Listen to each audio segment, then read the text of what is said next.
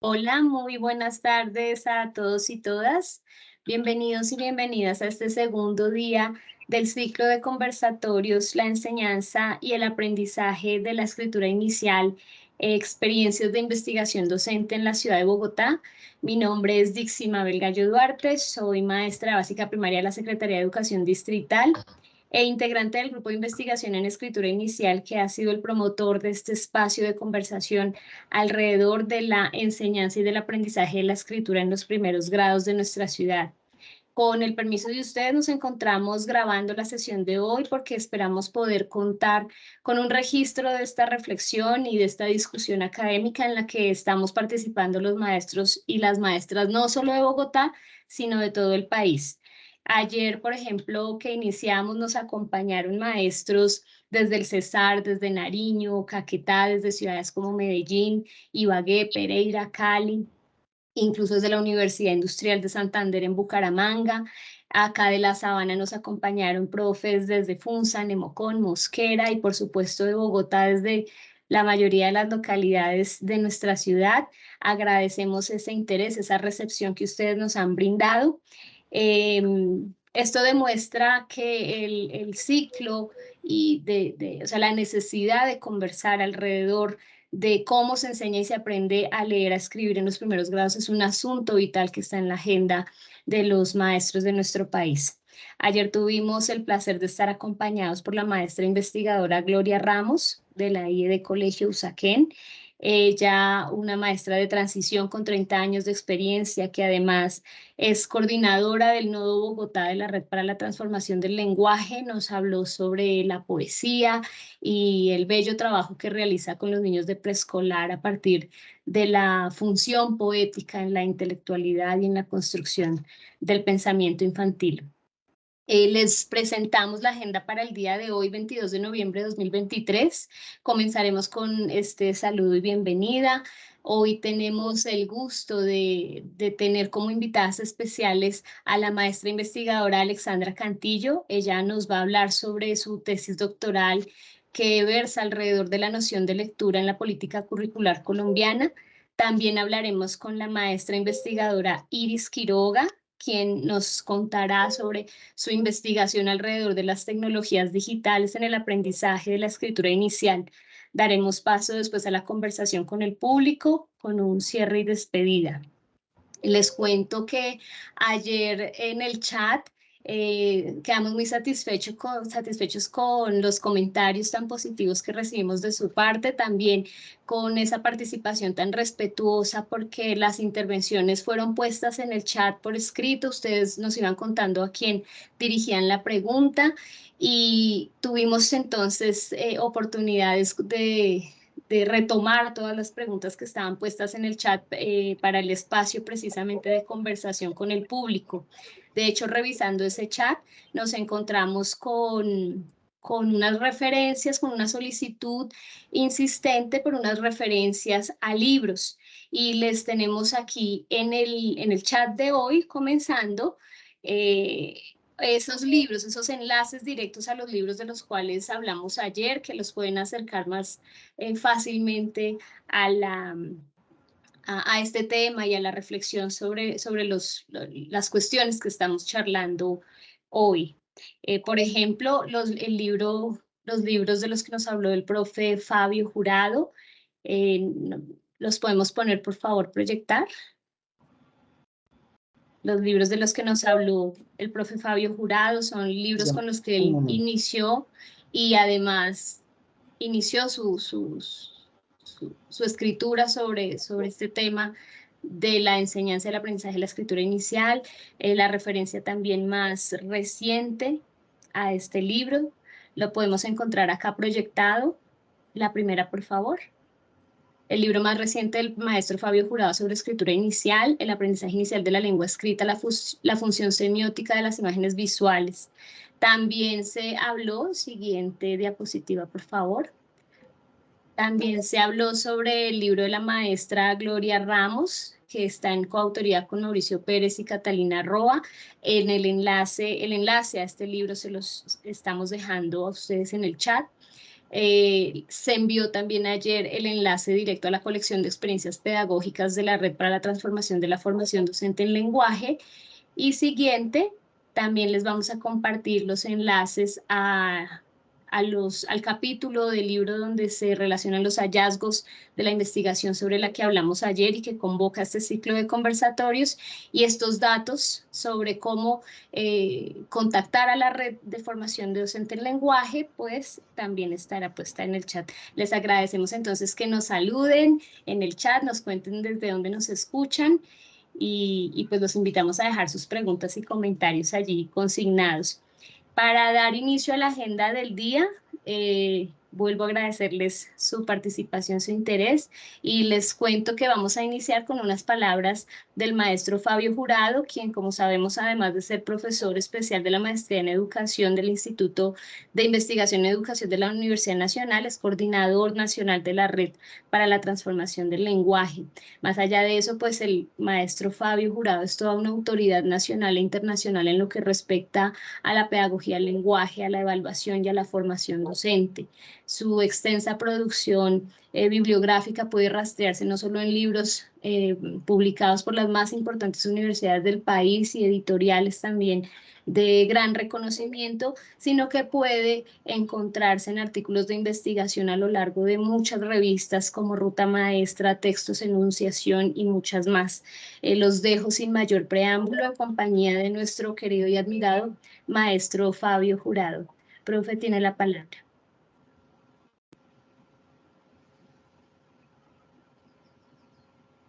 Buenas tardes para quienes nos acompañan en esta segunda jornada de un evento que responde a muchas expectativas, no solo en Bogotá y en Colombia, sino en general en América Latina, porque este tema relacionado con el aprendizaje inicial de la lectura y la escritura en el contexto escolar, pues es objeto de muchas deliberaciones, igualmente de producción académica intensa, que sirve de referentes para repensar lo que hay que hacer en el contexto escolar y en el contexto familiar en torno a las posibilidades de construir una perspectiva pedagógica que responda a los contextos socioculturales propios de las instituciones educativas. Es importante, como lo señalé ayer, reconocer el esfuerzo de Dixie Mabel y su equipo, el apoyo del IDEP con esta investigación tan necesaria. Ayer señalaba que es fundamental hacer balances analíticos de lo que tenemos en el país como producción teórica que se desprende de las tesis de maestría y de doctorado.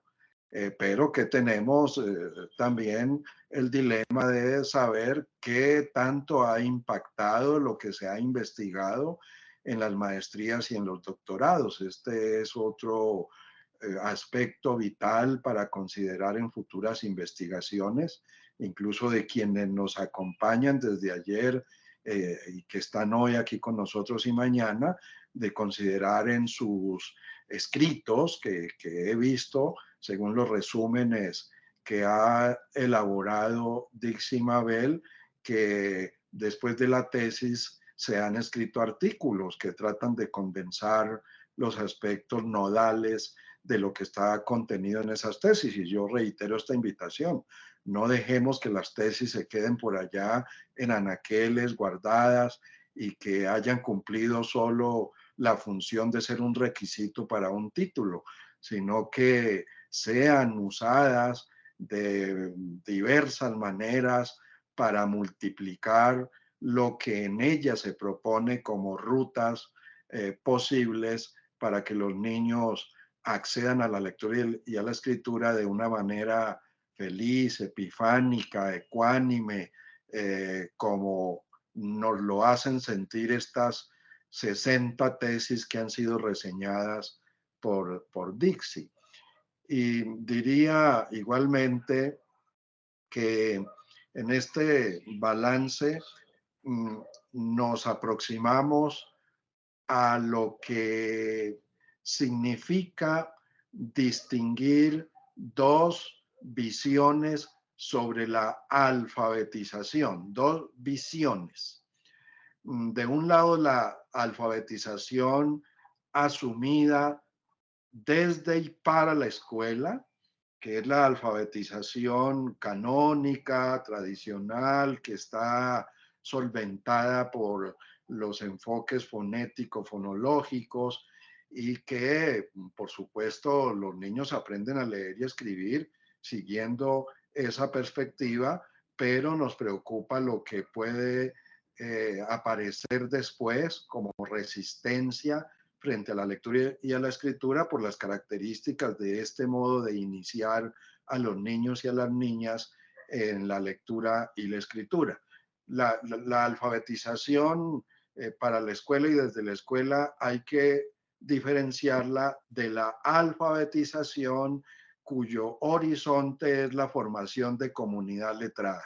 Aquí está el punto, esta es una categoría propuesta por Chartier hace algunos años y me gusta el considerar que la escuela tiene que apuntar no a la mera alfabetización en sí, sino a la alfabetización que trasciende las regulaciones formales en el dominio del sistema convencional de la lectura y la escritura hacia lo que llamamos la comunidad letrada. Lo que nos interesa, y esto se puede percibir en varias de estas tesis, un interés por, en efecto, iniciar a los niños en este aprendizaje tan fundamental en nuestras vidas, apuntando a la garantía de que se constituyan como lectores con pensamiento crítico, que es lo propio de la comunidad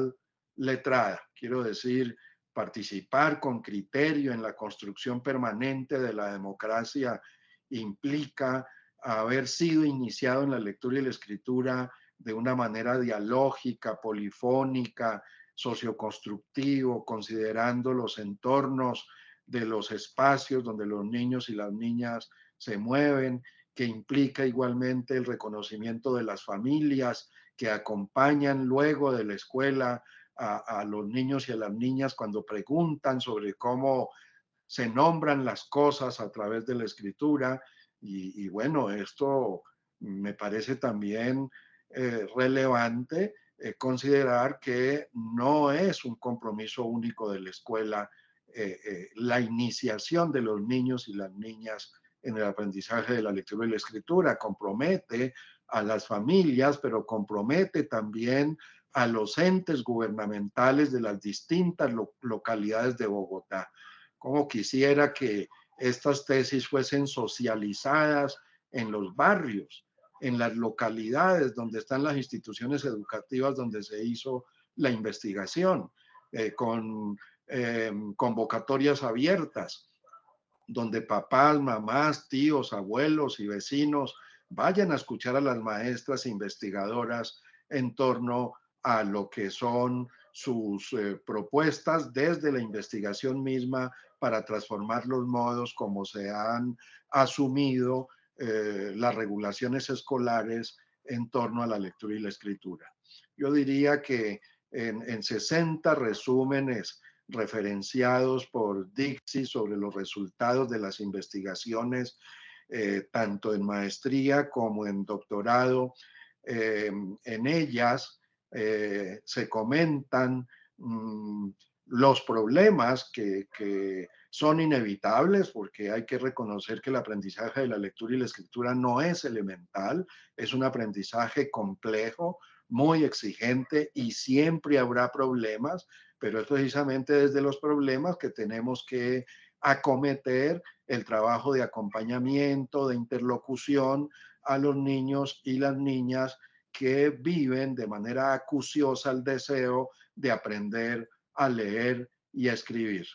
Algunas de las categorías que subyacen en estas tesis ameritan jornadas extendidas de reflexión deliberante, abierta, de manera heterodoxa, que es una característica que he visto en los resúmenes que ha hecho Dixie sobre las tesis, que no hay una fuerza de la ortodoxia como sí lo podemos observar en los otros modelos, los que son distintos a los que aparecen sustentados en estas tesis.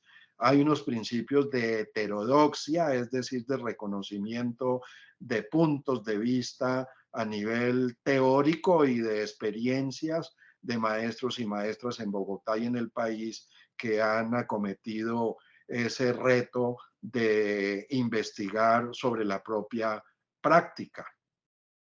Yo creo que en esta perspectiva las maestras que investigan son formadoras de maestras y la Secretaría de Educación de Bogotá junto con el IDEB deberían considerar esta ruta para la autoformación o lo que llamamos la formación continua, que desde las tesis mismas se programen talleres, no conferencias magistrales, sino talleres que posibiliten la reflexión de parte de quienes participan en dichos talleres en esa perspectiva inevitable como es hoy el cambio que se requiere de los contextos regulativos de la escuela en relación con el aprendizaje de la lectura y de la escritura. Entre las categorías gruesas que ameritan la discusión, que invito a considerar, encontramos la siguiente, las que por ahora, entre otras, yo propongo. De un lado, es necesario discutir en profundidad lo que se entiende por secuencias didácticas, que es una categoría que prevalece en muchas de las tesis, un poco para tratar de matizar las secuencias didácticas, canónicas, también tradicionales que se instalan dentro de lo que se llamó hacia las décadas de 1980 hacia atrás la tecnología educativa, y diferenciarlas de lo que hoy podríamos llamar secuencias didácticas innovadoras o secuencias didácticas que dan lugar a la emergencia de proyectos con los estudiantes, de la pedagogía por proyectos. En ese sentido, el trabajo con proyectos y sus variantes también es una constante en estas tesis y que implica la pregunta si se trata del aprendizaje basado en proyectos o de la pedagogía por proyectos, que también aquí es de gran importancia matizar uno y otro nombre, no es lo mismo. En la primera, la pedagogía basada en proyectos o el aprendizaje basado en proyectos está regulado por la maestra que propone el proyecto o por un material gubernamental, como aparece, por ejemplo, en las mallas de aprendizaje, donde se indican los pasos a seguir con un determinado proyecto, o en un libro de texto. En la pedagogía por proyectos, al contrario, son los niños o los jóvenes quienes proponen los proyectos y los lideran, donde la maestra o los maestros son mediadores, interlocutores, acompañantes que tienen que estudiar paralelamente a los estudiantes, a lo que hacen los estudiantes según las dinámicas de los proyectos. Otra categoría es la comunidad educativa, que también aparece en estas tesis y que amerita reflexionar sobre qué entendemos por la comunidad educativa. Asimismo, lo que se llama la investigación, acción en educación, hasta qué punto las tesis sí lograron acoplarse a lo que se identifica como investigación, acción, es para considerarlo pues en conversaciones, insisto, abiertas para seguir creciendo intelectualmente con las maestras que ya están tocadas por la investigación y por maestras y maestros que quisieran vivir estas experiencias tan epifánicas como lo es el de investigar desde dentro de las escuelas fenómenos como los de la lectura y la escritura. También destaco en estas tesis la presencia de la diversidad textual y los géneros discursivos. Realmente son tesis que se constituyen en referentes para comprender la relación entre las tipologías textuales, o lo que uno de los teóricos llama secuencia textual, y los géneros discursivos, que es una vía también muy poderosa para que los niños logren ensancharse con lo que es la fuerza y la pulsión para leer y escribir. El enfoque sociocultural de los aprendizajes escolares es otra constante en estas tesis. También me parece de gran importancia retomarlo en futuros trabajos y en paneles conversatorios como el que hoy tenemos.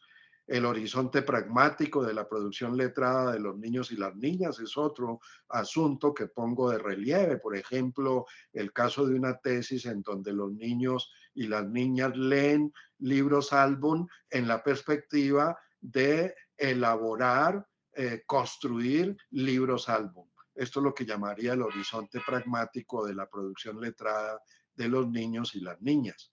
Y en consecuencia también la literatura y el libro álbum es otra categoría que subyace en varias de las tesis que son hoy objeto de esta conversación. Los enfoques sobre la inclusión y sobre las diferencias en los contextos educativos también me parece que responden a muchas expectativas, no solo de los maestros y las maestras, sino también de las familias y de la ciudadanía en su conjunto. La función de la oralidad en el aprendizaje de la escritura es otra variable que transcurre, que se moviliza en varias de estas tesis. Y diría finalmente, un aspecto del que hoy vamos a conversar, porque quienes nos acompañan aquí han investigado en este ámbito, es la función de las herramientas digitales en el aprendizaje inicial de la lectura y la escritura. Esto entonces para iniciar ya con las intervenciones de las dos maestras que nos acompañan hoy en este conversatorio. Adelante.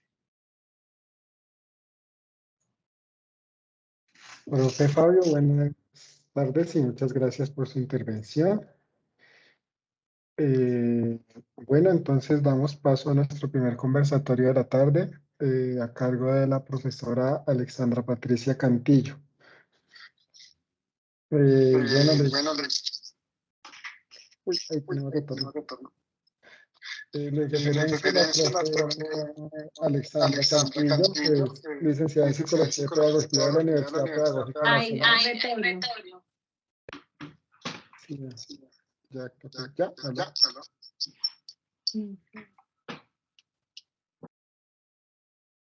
¿Ahí? Sigue con retorno. No. Apaga el audio del computador, de pronto se desactivaron los audífonos. No, está bien. Ya no hay retorno. Listo. Ya, adelante. Listo, gracias. Vuelvo a retomar. Entonces, a continuación, vamos a tener nuestra primera charla de la tarde con la maestra Alexandra Patricia Cantillo.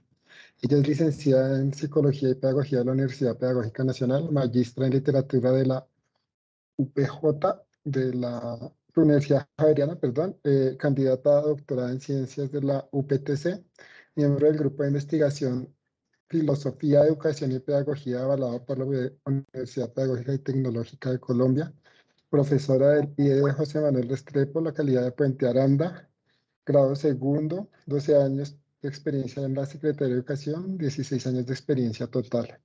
Entonces los dejamos en compañía de la conversación con la profesora Alexandra Patricia, no antes sin saludar a las personas que están conectadas en nuestro chat. Nos han saludado desde Bucaramanga, desde Santander, desde Antioquia, desde el Tolima, desde Caquetá. Es para nosotros muy grato tener la compañía de todos ustedes, saber que hemos llegado a tantas personas en el país. Entonces para nosotros es muy grato tenerlos. Y los invitamos a que disfruten de nuestra siguiente charla con las maestras Dixie Mabel Gallo y Alexandra Patricia Cantillo.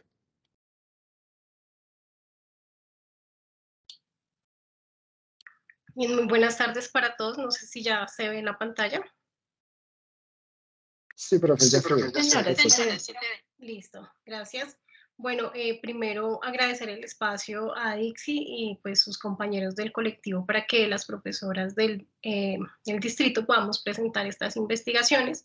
También pues aprovecho para reconocer el trabajo de la profesora Marta Soledad Montero, quien es la líder del grupo de investigación al que yo pertenezco y con la que vengo trabajando ya hace varios años, y al director de la tesis doctoral, el profesor Darwin González.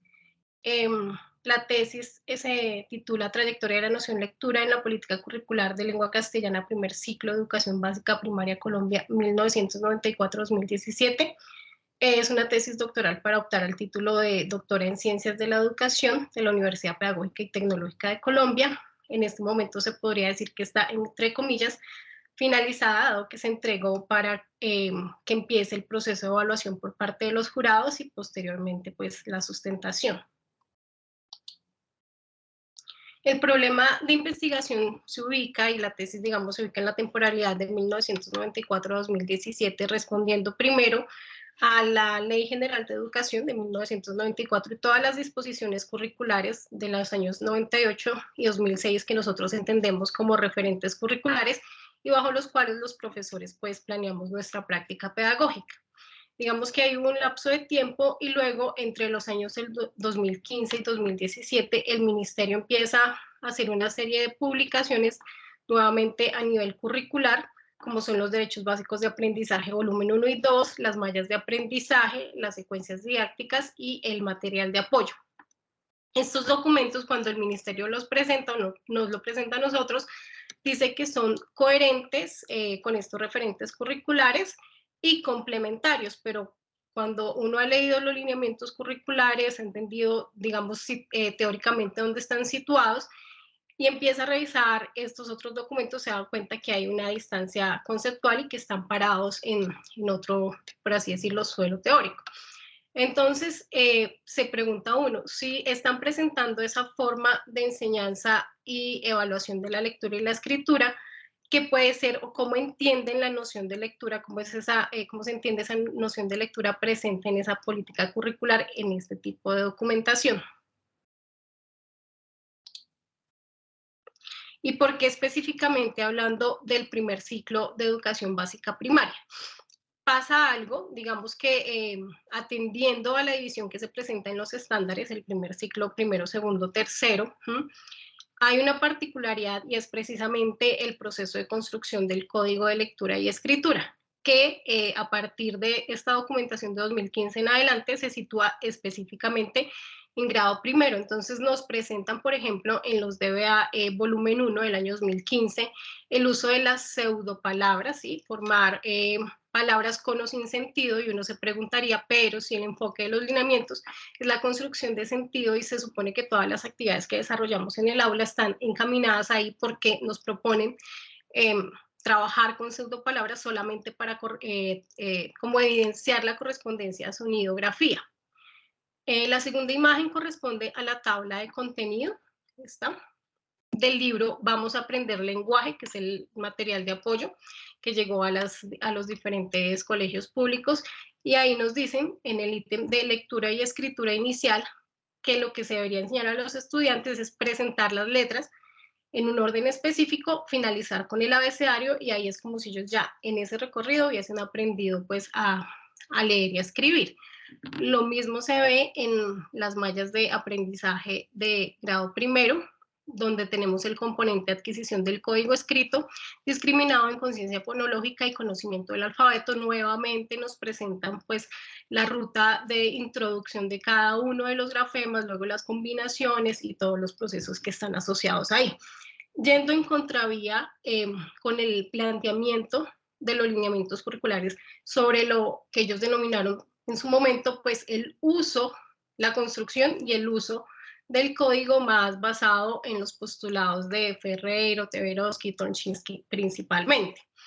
¿Qué encontramos aquí entonces en estos documentos de 2015 a 2017? Primero que generalmente si en el aula es difícil, desde la visión del ministerio, si en el aula es difícil mirar cómo se materializa ese enfoque sociocultural de construcción de sentido y de significación, pareciera que en grado primero aún es más complejo, ¿sí? Porque ponen como o se decantan por la decodificación o se decantan por hacer unas prácticas centradas en el enfoque sociocultural y de construcción de sentido y significación, y de acuerdo con lo que nos proponen en este material, pues se decantan por la decodificación. Ya vamos a ver por qué.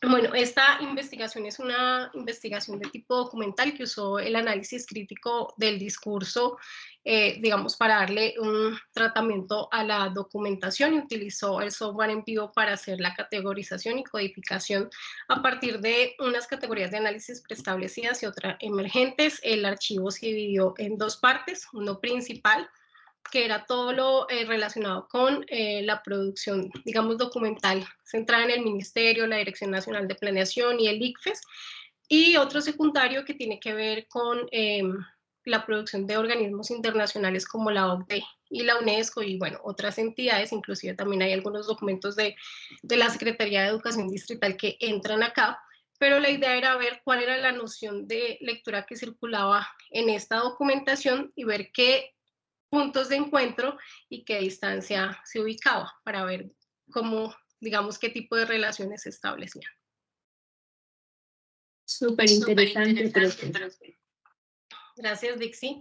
Entonces, acá vemos rápidamente un ejemplo de más o menos lo que se hizo en la tesis, y es en el documento de fundamentación de los derechos básicos de aprendizaje. Nos hablan de unos objetivos predeterminados, unas unidades básicas, unas claridades conceptuales, pedagógicas y didácticas, que nos darían estos documentos en relación con unos lineamientos curriculares que el ministerio veía como ya demasiado complejos y confusos. Entonces propone este material para dar a los profesores un paso a paso de lo que hay que hacer en el aula, y que tiene que ver con esas unidades básicas. Por eso no es gratuito, ¿sí?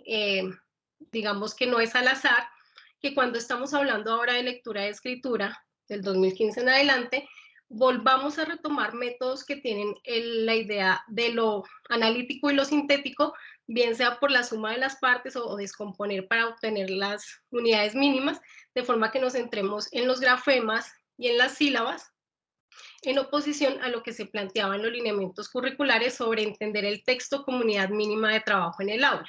Digamos que ahí hay una relación discursiva que poco a poco nos va llevando a eso, pero pues por cuestiones de tiempo acá solamente se están presentando como las generalidades de la investigación. Entonces yo pues quisiera darles las gracias y despedirme con esta referencia a Jorge La Rosa, donde nos habla que nosotros pensamos con las palabras, ¿sí? Y que son esas palabras las que nos ayudan a darle sentido a lo que somos y a lo que nos pasa, y que sería como la idea de lo que nosotros pudiésemos hacer en el aula y la forma como nosotros como profesores de aula vemos e interpelamos la política educativa. Muchas gracias.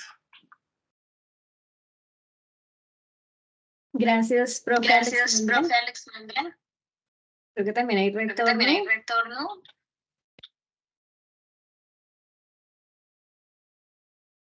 Silenciemos micrófonos, ¿ya? ¿Ya está bien? Sí. Listo. Vale. Profe Alexandra, mil gracias por tu presentación. Te decía que súper interesante, porque aunque tú en tu tesis el objeto de estudio tuyo es la noción de lectura a través de la política curricular colombiana, pues esto se cruza totalmente con la escritura y con lo que las maestras hacemos en el aula cuando enseñamos a escribir, no solo a leer. En esa medida, ¿cuál crees tú cuál sería tu conclusión en relación con qué es para la nación colombiana desde sus orientaciones curriculares escribir, con base en todo lo que tú has investigado ya como experta en este tema, y qué sería en contraposición o en conjugación con eso para ti escribir, aprender a escribir en la escuela colombiana? Bueno, pues yo haría ahí una relación lectura-escritura, porque de hecho cuando estaba planteando la tesis, realmente me decanté por la lectura. Si hubiese tomado las dos, era mucho más amplia, ¿sí? Porque tiene también un piso teórico distinto, pero tienen relación, ¿sí? Entonces, yo diría, si estamos hablando de los lineamientos, así como la lectura es una construcción de mundo, la escritura es una producción de mundo, ¿sí? En un enfoque completamente distinto, si miramos, como digo, los referentes del 2015 en adelante, e inclusive el documento que hablaban ayer de Plan de Fortalecimiento de Lectura y Escritura de Bogotá, entonces estaríamos centrados en unos ejercicios más de codificación y decodificación del signo lingüístico. Esa es. Creo que toca silenciar ya. Gracias. Esa es, bueno, la perspectiva de noción lectura-escritura en los documentos de orientación curricular que tú nos mencionas. Y para ti, ¿a ti qué sería entonces leer y escribir? De hecho, yo me iría un poco con la noción de lo sociocultural, de entender la lectura y la escritura como una práctica donde el individuo, ¿sí? Donde el sujeto se construye a sí mismo, construye su visión de mundo y se pone en juego, ¿sí? Entonces, en relación con lo que mencionaba el profesor Fabio Jurado, va más allá de esa competencia del poder hacerlo, del dominio, y es constituirse como tal, como un lector y escritor que de una u otra forma tiene que ver con la forma como nosotros actuamos y vivimos en el mundo. Gracias, profe. El tema de decodificación salió ayer en el chat. Una maestra precisamente nos preguntaba que cuál era nuestra opinión al respecto. ¿Tú cómo ves ese tema de la codificación planteado en los DBA y las mallas de aprendizaje? ¿Es un retroceso? ¿Es una conveniencia para, no sé, rendir pleitesía a las disposiciones internacionales? ¿Cómo ves tú eso a partir de lo que has investigado? Yo quisiera mencionar algo muy paradójico que encontré en la investigación, y es que en los años 90, ¿sí? Digamos que se abogaba por la comprensión y se trataba de mostrar cómo un enfoque centrado en la decodificación pues era distinto a la comprensión, ¿sí? Y cómo en el aula y los profes deberíamos jugárnosla por esa otra perspectiva. Pero cuando uno va a hacer la vuelta, como mencionaba, los organismos internacionales y la documentación posterior, lo curioso es que van a decir, hoy en día, sobre todo para grado primero, es que si usted primero no decodifica y automatiza el código, después no va a comprender. Entonces, como que en primero se aceptara que usted decodifique y automatice, que después vendrá la comprensión. Pero esa no era la forma, digamos, como se pretendía. La comprensión va desde el principio, no una vez ya haya automatizado el código. Gracias, profe. Cambiando de pronto un poco de el tema, ya pasando de tu tesis a lo que ha sido tu trayectoria como investigadora, ¿tú cuáles crees que serían las mayores dificultades que has tenido en tu ejercicio investigativo como maestra de estos temas y maestra de los primeros grados? Bueno, yo creo que son como varias preguntas, pero encontrar el objeto de estudio no es fácil, ¿sí? De hecho, al principio pues yo quería abarcar todo lo de la política curricular en general, en básica primaria, y cada vez que uno va entrando más en el tema, se da cuenta que cada cosa que quiera investigar pues es muy amplia, la lectura muchísimo más. Entonces llegar como a esa delimitación del objeto de estudio no es fácil, es de lectura, es de acompañamiento de las personas que están con uno en la investigación, diciéndole, bueno, por acá puede ser, por acá no, y de recorrer un camino y devolverse, recorrer un camino y devolverse hasta ya encontrar un punto donde uno puede empezar a decir cosas, ¿no? Porque como digo, pues también en lectura y en escritura pues se ha investigado bastante. Bueno, como última pregunta, así súper concreta, ¿tú qué transformaciones resaltarías o qué impactos crees que va a generar tu investigación en la escuela? Bueno, yo respondo con algo que vi ayer en el conversatorio de ayer, y era, no recuerdo ahorita el nombre de la profe que abrió el micrófono para comentarlo del plan de fortalecimiento de lectura y escritura, pero entiendo que pertenece a la red del lenguaje. Y nos comentaba que cuando llegó ese plan a algunos colegios, algunos profesores empezaron a decir no lo vamos a aplicar. ¿Cómo hacemos para que no nos obliguen, digamos, a hacerlo y demandar y decir no lo, porque con un conocimiento dicen yo estoy parado acá y esta es mi práctica pedagógica y no pueden venir a imponerme que yo aplique esto que es completamente contrario a lo que yo estoy haciendo? Entonces yo siento que este tipo de tesis contribuyen a eso, a justificar y a dar cuenta de por qué nosotros los profesores, digamos, podemos tener como una intención o una actitud frente a la política más pues de estudio, de como interpelar si es necesario. En algún momento se hablaba de apropiación, porque ahora lo que pretenden con este tipo de documentos es que nuestra actitud frente a la política sea de aplicación, ¿sí? No de reflexión, de construcción, de interpelar, sino que apliquemos pues sin indagar. Entonces espero que se genere ese tipo de espacios como el ejemplo que nos presentaba ayer la profe. Profe Alexandra, muchísimas gracias por tu presentación, por lo que nos has compartido. Recuerden, por favor, que si tienen preguntas para la profe Alexandra, en el chat las pueden ir ubicando y las vamos a presentar más adelante en el espacio de conversación con el público. Muchas gracias. Listo, profe. Listo, profes. Muchas gracias por esta primera intervención, esta primer conversatorio del día de hoy. Gracias a la profe Alexandra. Para el profe Fabio Jurado tenemos una invitación desde el Tolima y se la voy a leer acá literalmente. Y dice así: maestro Fabio Jurado, en el Tolima tenemos nodos de lenguaje según la zona. Pertenezco a la red de lenguaje Nodo Centro. Sería un gran placer que nutriera nuestro nodo con sus conocimientos. Ojalá en algún momento nos acompañe en nuestros encuentros, sería un placer.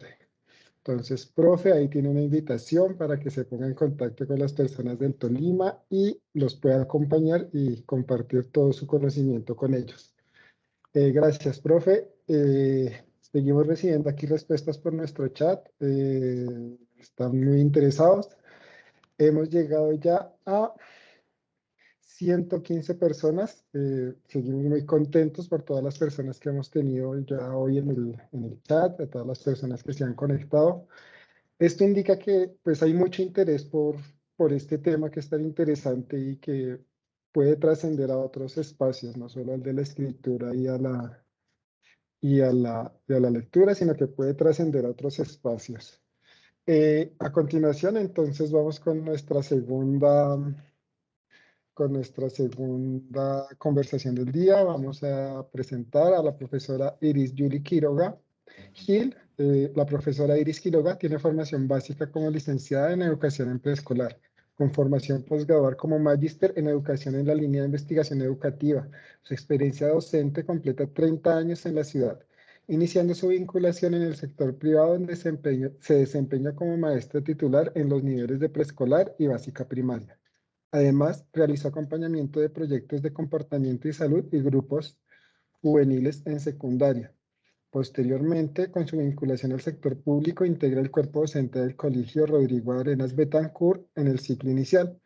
Pertenece al grupo dinamizador de la Mesa Local de Primera Infancia de Fontibón y a la vez es representante de la localidad en la red de maestras tejedoras que funciona a nivel interlocal en la zona sur-occidente de Bogotá.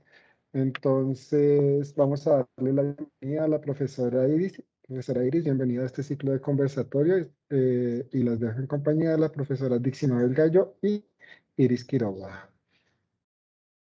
Muy buenas tardes. Quiero extender mi agradecimiento al equipo dinamizador de este proyecto y saludar fraternalmente a la audiencia que nos acompaña. El día de hoy mi conversación va a girar en torno al acercamiento de las infancias a la lectura y a la escritura a partir de las interacciones con las tecnologías digitales.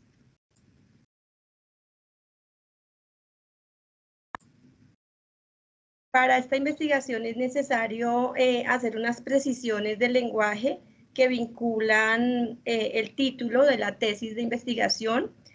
Hablamos de acercamiento debido a que el trabajo se realizó con niños y niñas de 4 y 5 años de los grados jardín y transición del Colegio Rodrigo Arenas Betancourt.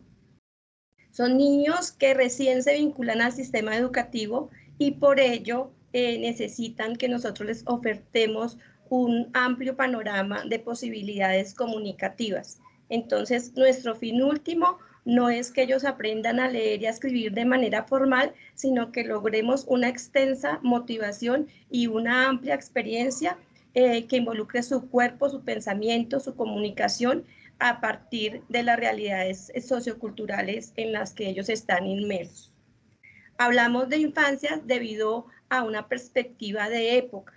Nuestros niños, los niños que habitan hoy las aulas de educación inicial, se diferencian en muchos aspectos en los roles sociales que tenían los niños en otros momentos de la historia. Por esta razón es importante ubicar a estos niños y a estas niñas en la sociedad del conocimiento, donde las TIC digitales circulan de manera masiva y de manera amplia.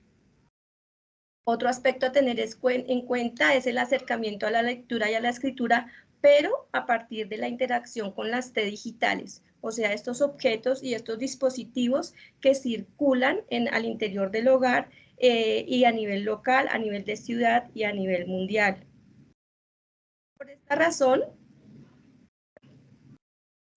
cuando decidimos a realizar la investigación con mi compañera Doris Yolanda Martínez, también maestra de preescolar, tuvimos en cuenta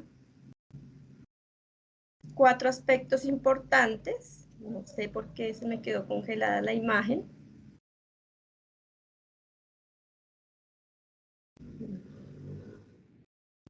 Cuatro aspectos importantes y relevantes para la realización del trabajo. Uno de ellos es la presencia de las TIC digitales tanto al interior de los hogares como al interior de las aulas de primera infancia. Y aquí hicimos unos hallazgos importantes porque cuando observamos lo que sucede en el hogar, pues hay una gran influencia, hay una gran movilidad de estos objetos digitales de muchas maneras. Están los celulares, están las tablets, los computadores, los videojuegos, los juegos y los juguetes que les permiten a los niños realizar este tipo de interacciones. Y no sé si ustedes me podrían auxiliar porque la presentación se me quedó congelada. Listo, deja de compartir pantalla, yo ya comparto aquí tu presentación que la tengo lista. Ok. Profe, puede ser la red que molesta. Ya dejé de compartir. Ya regálame un segundo. Muy amable. Bueno, voy a seguir entonces con el tema. En contraposición a lo que se encuentra en los hogares, entonces les puedo contar que en el aula de infantil aparecen de manera incipiente la presencia de estos objetos y generalmente son muy utilizados por el docente para la realización de presentaciones, divulgación de información o pues gestionar sus planeaciones y sus didácticas. También nos dimos... Profe, qué pena interrumpirte, me comparto, me confirma que ya estamos ahí, bien, listo. Entonces yo estoy pasando las diapositivas. Ok, en esa está perfecto. Posteriormente, luego de que hicimos esa mirada, trabajamos unos grupos focales y unos conversatorios con los padres de familia y los maestros con la intención de determinar cuáles son los imaginarios sociales que circulan en ellos y si les permiten hacer una mirada creíble de que los niños puedan aprender a leer y a escribir a partir de su interacción con las pantallas. Y lo que encontramos es que los dos grupos nos dicen que sí, que ellos creen que eso puede ser posible. Sin embargo, en sus prácticas lo que hacen es transitar de lo análogo, o sea, de esas relaciones de vincular las vocales con las letras del alfabeto, buscar tareas, buscar que los niños repisen, con los lápices son digitales, pero que repisen todos estos signos y símbolos, que hagan apareamientos, que hagan relaciones. Entonces nos dimos cuenta que es un tránsito que hacen del lenguaje análogo a las aplicaciones que se dan en la interfaz. Pero solamente, y algunos pocos docentes se piensan y se imaginan que hay una posibilidad creativa a la hora de que los niños interactúen con los objetos digitales. Y por último, pues nosotros acudiendo a una cita de McLuhan que nos decía, nosotros tenemos que modificar nuestras herramientas para que ellas después nos modifiquen a nosotros, decidimos implementar una estrategia pedagógica que nos permitiera la inmersión en ese mundo de lo digital, en ese espacio virtual, y que nos permitiera aprendizajes propios como maestras para poder comprender qué es lo que los niños hacen y así poder tener una interacción más profunda y generar experiencias en el aula infantil. Puedes colocar la siguiente es un video, por favor lo activas, que está en silencio y yo voy a ir explicando. Cuando nosotros hicimos la observación con los niños, generamos unos espacios en el aula en donde hicimos la disposición de teléfonos, computadores y tablets. Entonces empezamos a identificar un enfoque que se llama el enfoque en activo, que está explicado en 4 grandes metáforas. La metáfora conversacional nos dice es que el niño se hace frente a la pantalla y empieza a explorar y a comprender esos elementos que están allí. Es decir, está haciendo un tipo de lectura. Luego, con sus deditos o con el mouse o con los lápices digitales, él empieza a explorar las posibilidades de hacer tareas, de aplicar, de mover, de activar el sonido, de mirar por qué las imágenes tienen diferentes cambios. Y en la metáfora de la piel es muy importante porque las interfaces digitales le permiten a los niños activar todo un cúmulo de experiencia sensorial, visual, auditiva, táctil, que incluso llega a ser y a implicar toda su corporalidad. Y por último tenemos la metáfora espacial, que es la que le permite al niño entender que hay una realidad física de los objetos que él puede transitar y llevar para identificar como signos y símbolos en el espacio digital. Siguiente. Bueno, esta investigación no se quedó solamente en la elaboración de la tesis y el alcance de nuestro título como magíster en educación, sino que hicimos año tras año, se han ido viviendo unas experiencias. La primera fue una construcción de una revista digital con jóvenes de 10º y 11, entonces fue una experiencia vital porque maestras de preescolar trabajando con los jóvenes que ya se van a graduar, pero nuestra intención era abrir un espacio que en ese momento no existía para los niños más pequeñitos, y era que ellos pudieran entrar a unos talleres itinerantes en donde se utilizaba la fotografía como medio para escribir y para construir narrativas. Por eso en este momento quiero manifestar que cuando hablamos de lectura, para mí sería más significativo hablar de lecturas, porque hay múltiples y diversas formas de contar y de llevar esas formas de pensamiento, nuestras ideas y nuestras palabras a la comunicación para otros. También logramos la construcción de unas páginas de difusión en Facebook y un canal de YouTube, en el cual, pues en pandemia, esto fue un espacio muy apropiado, era una situación crítica socialmente, muy dura, pero que le exigía al sistema educativo hacer visible de manera digital los procesos que se daban en el aula. Y afortunadamente nosotros contábamos con estos espacios y allí se produjo una producción amplísima, fuertísima por parte de todo el equipo de ciclo inicial de nuestro colegio.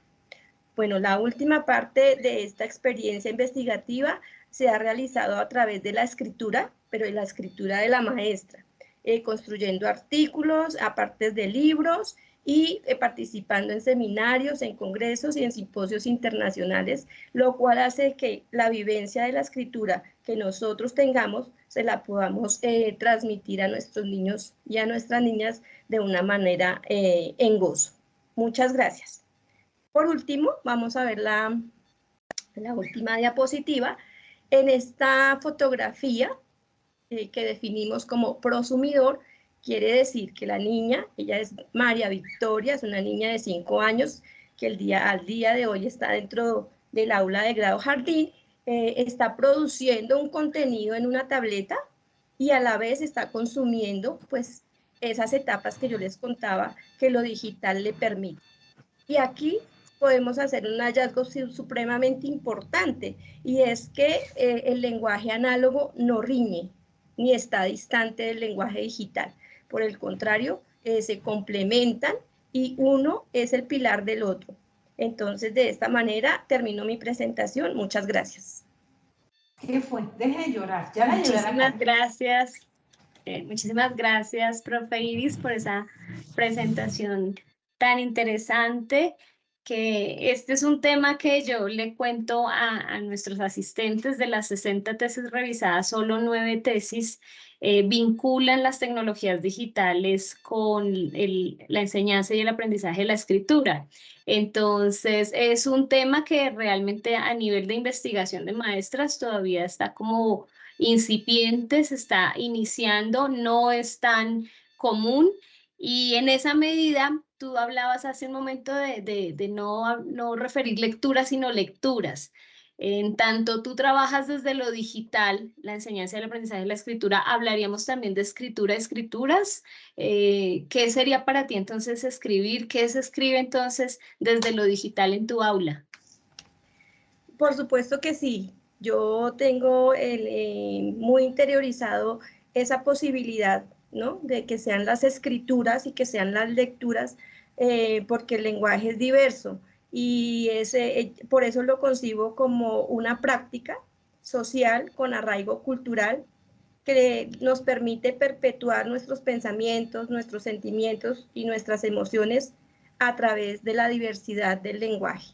Yo entiendo así pues estas posibilidades como educomunicativas, y pues como les decía, lo análogo no riñe con lo digital, y esencialmente en estos primeros años los niños son muy pequeños y están expuestos a una relación muy fuerte, muy poderosa con los objetos digitales. Pero para nosotras las maestras de ciclo inicial es supremamente importante escribir con el cuerpo, leer a través de la corporalidad, acudir a todas las expresiones gráficas, plásticas, dramáticas, literarias, musicales, porque ellos están en un momento en donde es vital atender el crecimiento y el desarrollo desde sus dimensiones del ser. Claro que sí, profe Iris. En relación con eso, pues tú también en tu presentación nos expresabas que tu investigación no se ha quedado quieta, que ha seguido moviéndose, transformando, impactando el colegio. ¿Qué resistencias o tensiones has sentido por parte de la comunidad? Porque, como yo te digo, no es muy usual tampoco vincular la enseñanza de la escritura desde los primeros años con las tecnologías digitales. ¿Qué nos puedes contar sobre eso? Sí, exactamente. Creo y comparto muchas de las manifestaciones que expresaban ayer las maestras expositoras, y yo puedo manifestar que sí existe una fuerte ausencia del trabajo colaborativo cuando tenemos en cuenta esa relación de par académico, ¿no?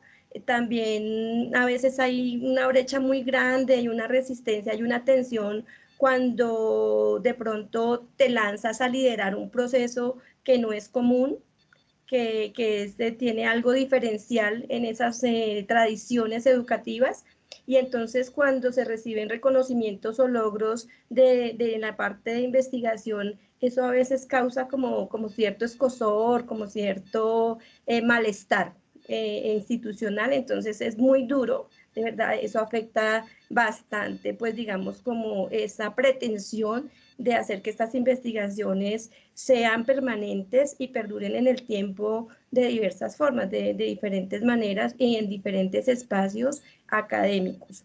También creo que otra resistencia que hay es que muchas veces se le da más credibilidad a agentes externos de la institución que sí trabajan en ámbitos académicos, por supuesto, pero que no conocen de cerca y no viven dentro de la comunidad esa realidad profunda que hay allí, esa realidad latente de las familias, de los niños, de las niñas, de los jóvenes. Entonces muchas veces se le da más credibilidad a un agente externo que de pronto a la producción que uno de los maestros puede lograr en la institución. Y bueno, pues creo que serían esas. Sin embargo, sí reconozco y quiero agradecer acá en público la presencia y el apoyo incondicional de la rectora de mi institución, la señora Livia Faride Flores Castro. Ella es una persona que siempre ha estado fortaleciendo este proyecto y siempre ha sido una persona que me brinda mucho aliento para que no desista de estas ideas. Entonces sería esa mi respuesta. Te agradezco mucho, profe Iris. Fundamental me parece lo que acabas de mencionar, no solo el acompañamiento que nos podemos dar entre nosotros como equipos y comunidades docentes, sino el acompañamiento y el apoyo tan importante que requerimos de nuestros compañeros directivos, a quienes, pues gracias a quienes se logran gestionar muchísimos de los avances de las investigaciones que vamos formando como maestros de aula. Te agradezco mucho. Vamos a dejar aquí para poder dar paso a las intervenciones de nuestro público, porque pues el chat está bien movido, hay bastantes inquietudes y comentarios, entonces le doy paso a mi compañera Marta Cecilia.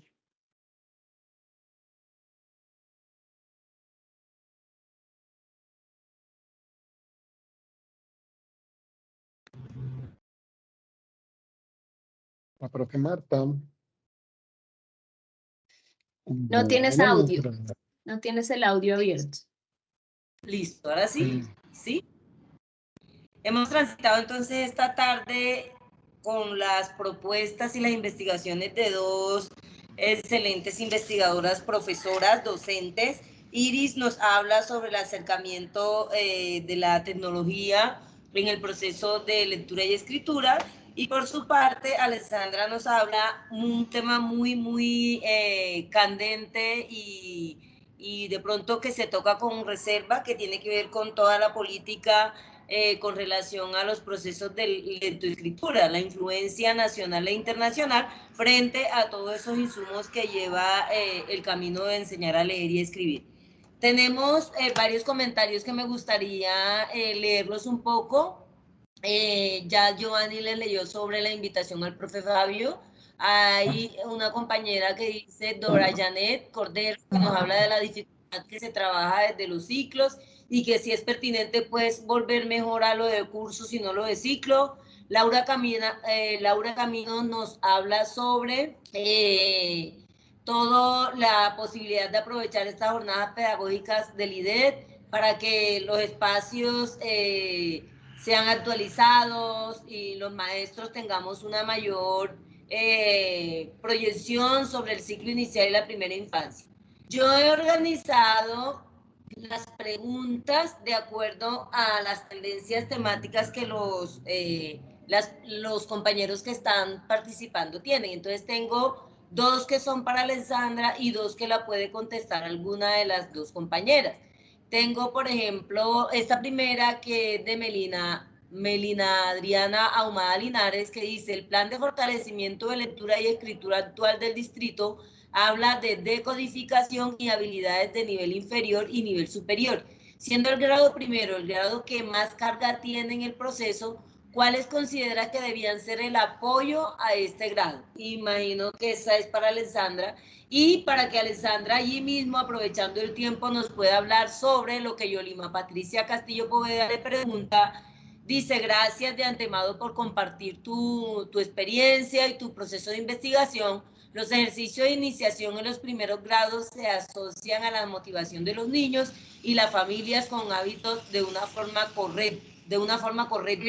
Es decir, que si los ejercicios de iniciación de los primeros grados se asocian a la motivación de los niños y a las familias con hábitos de una forma correcta. ¿Listo?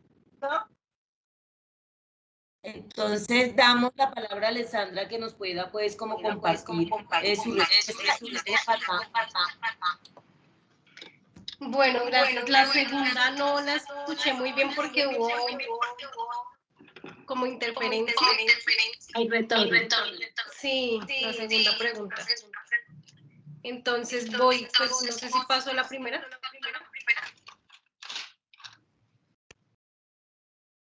Bueno. Sí, sobre el plan de fortalecimiento de la...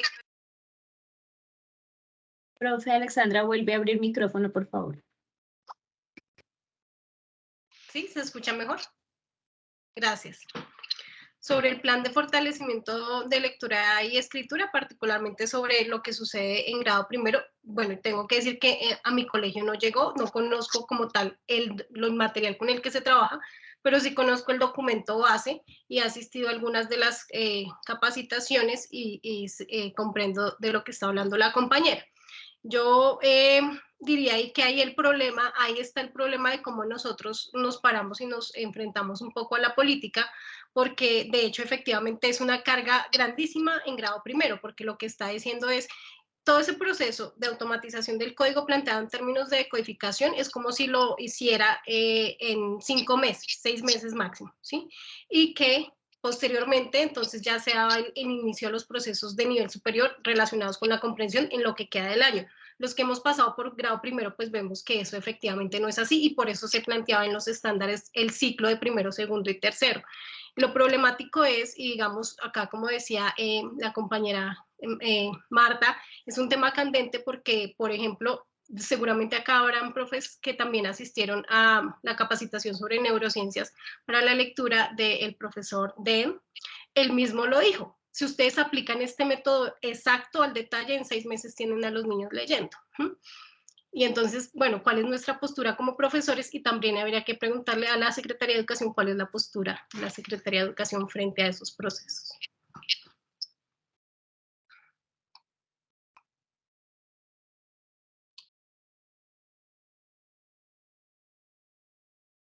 Muchas gracias, profe. Paso entonces a las preguntas formuladas para la profe Iris, no sin antes decirle a la profe Iris que Jonathan dice cómo la escritura en relación con las nuevas tecnologías se puede ampliar hacia un pensamiento tecnológico en el uso de las STEAM.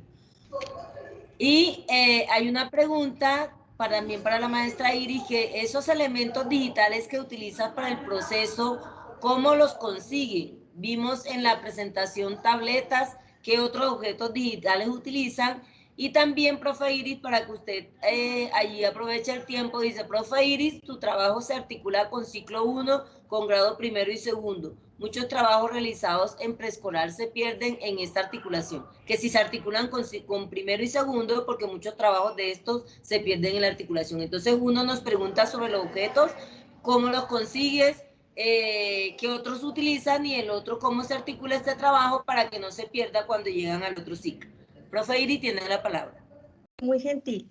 Bueno, en la primera pregunta yo considero que debe existir una revolución educativa debido a que los niños y los jóvenes en este momento son grandes consumidores de diversas plataformas y diversas formas de la tecnología a través de las pantallas.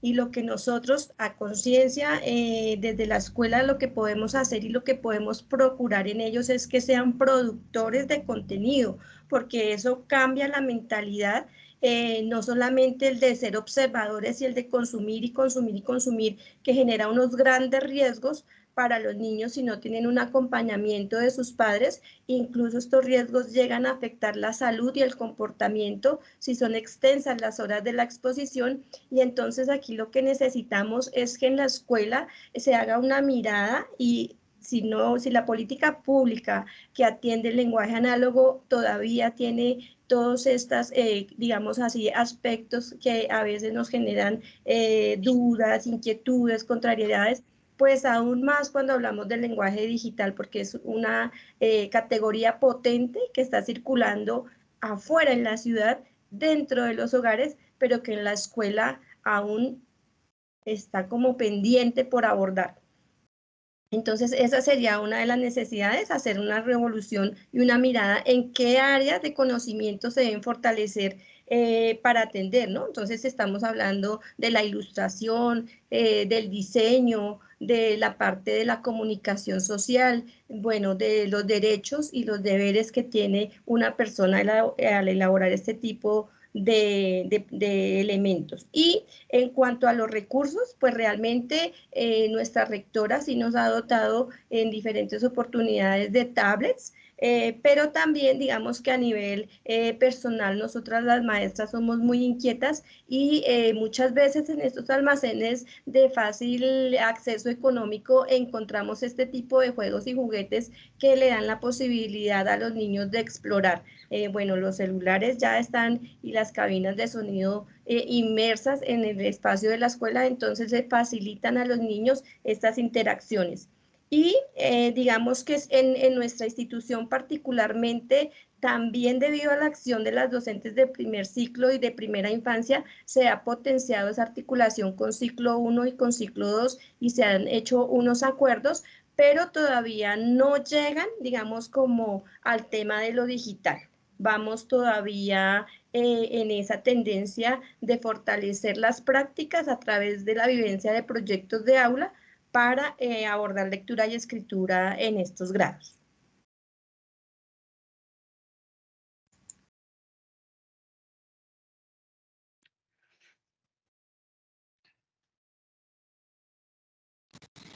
Muchísimas gracias, profe Iris.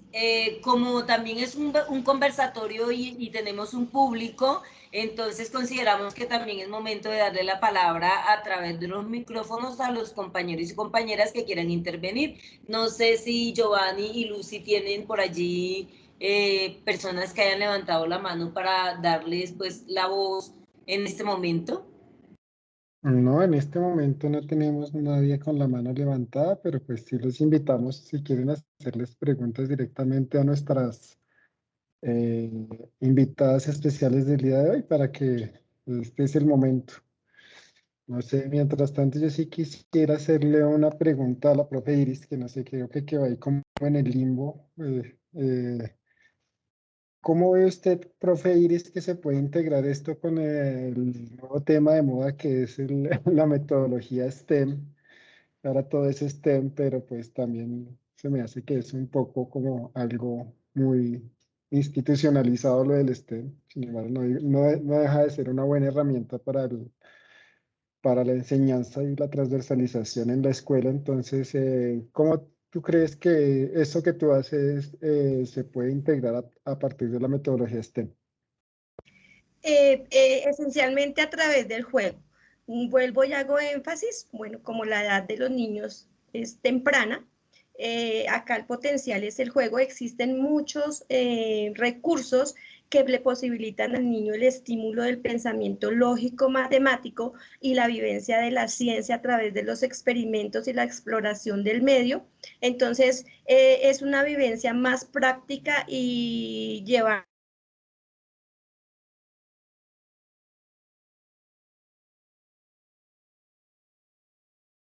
Creo que se perdió la conexión de la profe Iris.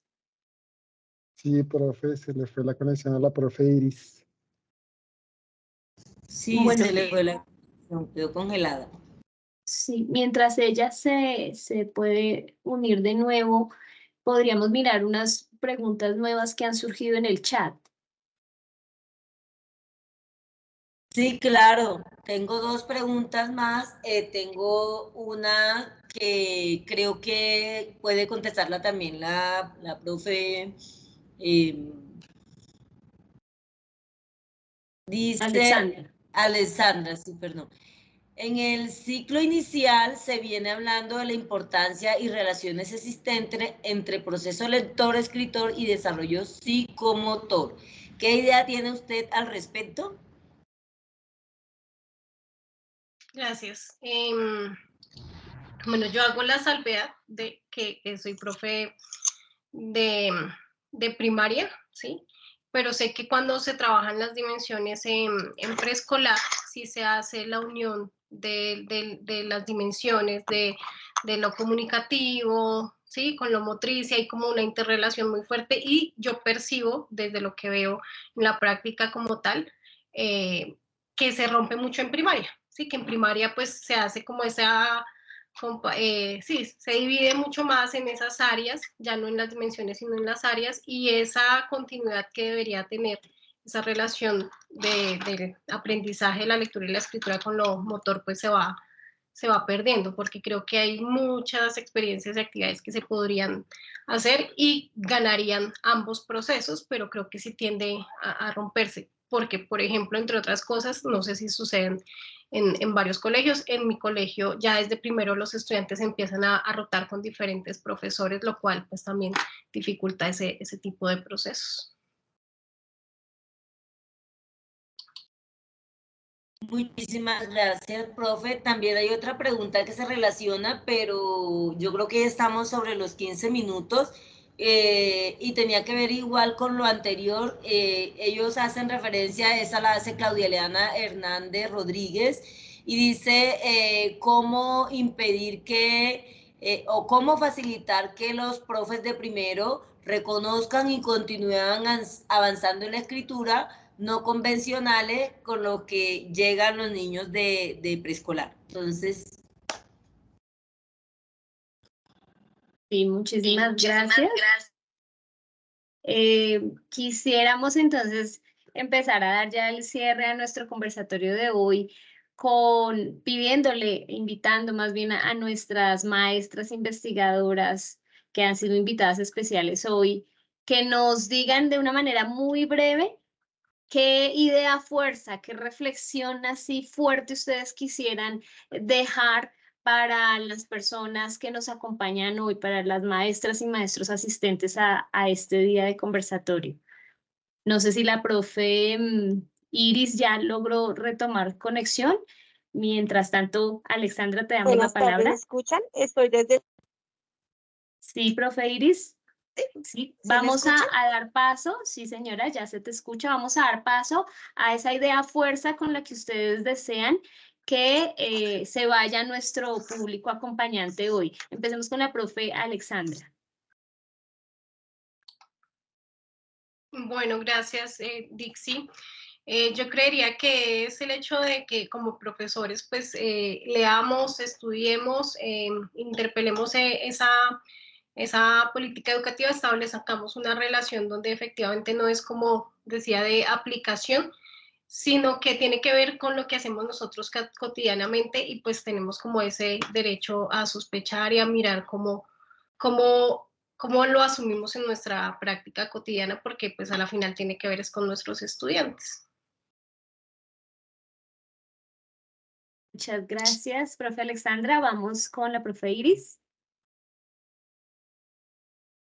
Bueno, la idea fuerza que yo quiero dejar a la audiencia es la importancia que tiene fortalecer los vínculos de corresponsabilidad familia-escuela, tener un conocimiento muy amplio de la realidad interior de la familia para poder encontrar un trabajo armonioso, un trabajo conjunto que beneficie todas aquellas necesidades de crecimiento y desarrollo que se dan en los primeros años y que exigen que tanto la escuela como las familias tengan un apoyo terapéutico que fortalezca todas esas necesidades físicas y esas necesidades psicológicas de los niños para que sus aprendizajes en cualquier área del conocimiento se pueda dar de una manera muy apropiada.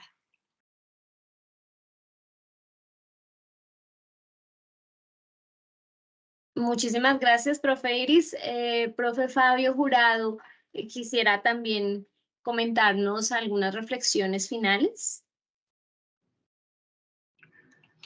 Sí, lo primero, reconocer los esfuerzos de las maestras para adelantar estos estudios, estas exploraciones desde las perspectivas de lo que es la formación avanzada, en este caso las maestrías, y pues reconocer igualmente los apoyos que los gobiernos han posibilitado para que cada vez maestras y maestros tengan el derecho a cursar maestrías y doctorados.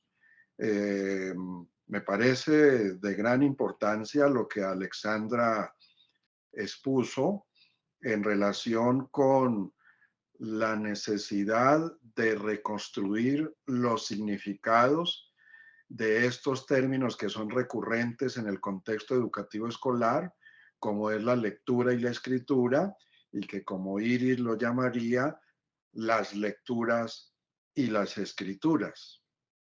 Porque solo así, deconstruyendo lo que son los significados implícitos de los enfoques de la legislación curricular, pues podemos reconocer las diferencias de las perspectivas. Me parece muy atinado que haya contrastado lo que fue la política curricular de la década de 1990 y la política curricular de la segunda década de este siglo, más particularmente ese tramo que va de 2015 a 2017, que estoy muy de acuerdo con ella. Fue un momento nefasto para el país, porque es que es muy, de cierto modo, agresivo el que se declare en un documento que hay consistencia con el enfoque anterior, el de los lineamientos curriculares en este caso,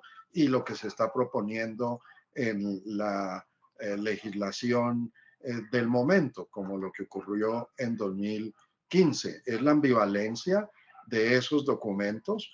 Qué bueno que sea una maestra que lo diga.